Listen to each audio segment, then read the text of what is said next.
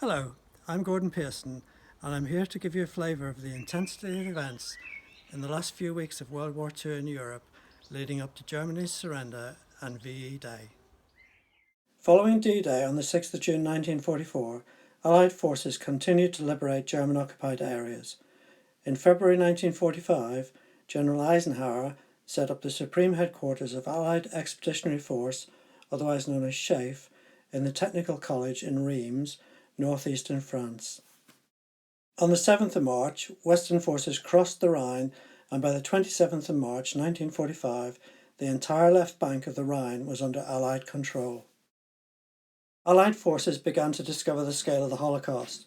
The advance into Germany uncovered numerous Nazi concentration camps and forced labour facilities. Up to 60,000 prisoners at Bergen-Belsen were liberated on the 15th of April by the British 11th Armoured Division. 4 days later, troops from the American 42nd Infantry Division found Dachau. On the 22nd of April, the Russians, having defeated Germany on the Eastern Front, marched into Berlin.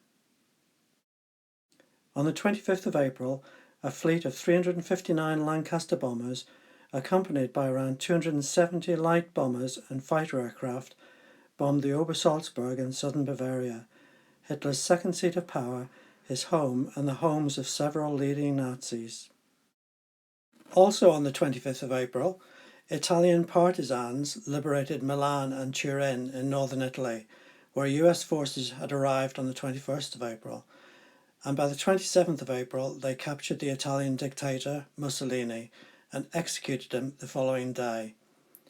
On the 29th of April, German armies in northern Italy surrendered. With nowhere else to go, Hitler committed suicide on the 30th of April in his bunker in Berlin. He was succeeded by Admiral Dönitz on the 1st of May. On the 4th of May, the Allies captured the Obersalzberg, and British Field Marshal Bernard Montgomery took the unconditional surrender of all German forces in Holland, in northwest Germany and Denmark. The number of German land, sea and air forces involved in this surrender amounted to around 1 million men.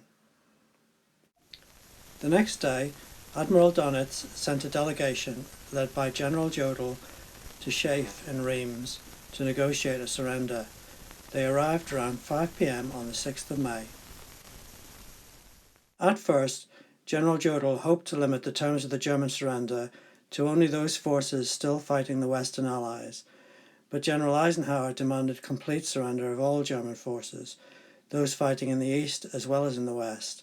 If this demand was not met, Eisenhower was prepared to seal off the Western Front, preventing Germans from fleeing to the west in order to surrender, thereby leaving them in the hands of the enveloping Soviet forces.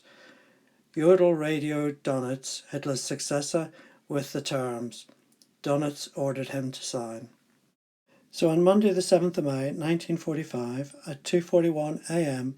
in the war room of General Eisenhower's Supreme Headquarters in Reims, the German High Command, in the person of General Jodl, signed the unconditional surrender of all German forces, east and west, and undertook to at once issue orders to all German military, naval and air authorities, and to all forces under German control to cease active operations at 23:01 hours Central European Time on May the 8th, 1945.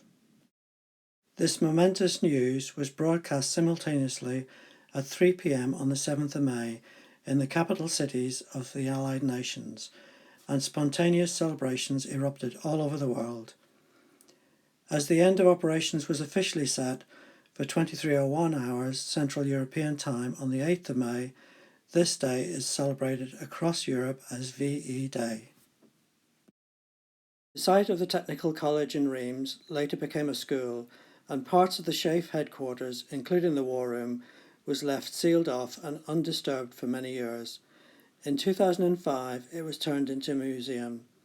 The war room, which is now referred to as the Surrender Room, has remained exactly as it was in 1945.